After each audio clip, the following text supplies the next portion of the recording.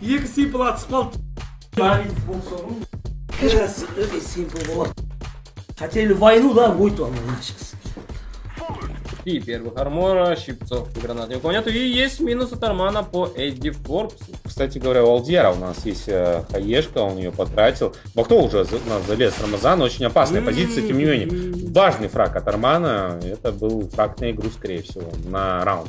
Сейчас у команды KZM шикарные шансы. Это уже трипл килл от Армана. Будет ли квадро? Остается последний легионер коллектива Кран. Это Индука, тот самый клатч-министр, парень, который может это дело вытащить.